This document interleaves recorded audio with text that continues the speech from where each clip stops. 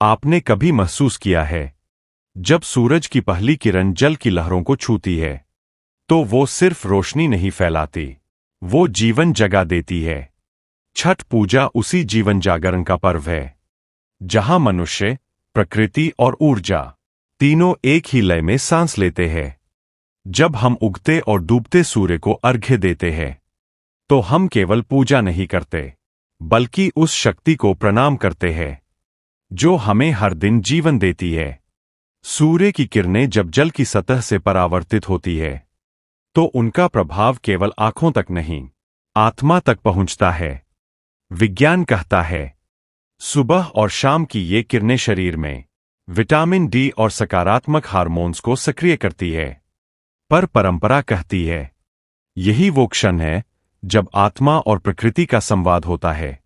जब कोई व्यक्ति जल में खड़ा होकर सूर्य को निहारता है तो वो वास्तव में अपने भीतर के सूर्य को जागृत कर रहा होता है, वो जो अंधकार में भी प्रकाश देता है। छठ का व्रत केवल तप नहीं बल्कि आत्मशुद्धि की प्रक्रिया है। जब शरीर भूख और नींद से परे जाता है तो मन धीरे धीरे शांत होकर प्रकृति की कंपन तरंगों के साथ जुड़ने लगता है। गाय का दूध, अन्न, जल और सूर्य, इन सबका संगम बताता है कि जीवन का चक्र इन्हीं तत्वों पर टिका है। और जब हम इन्हें श्रद्धा से स्पर्श करते हैं तो हम केवल पूजा नहीं करते, हम अपने अस्तित्व को याद करते हैं।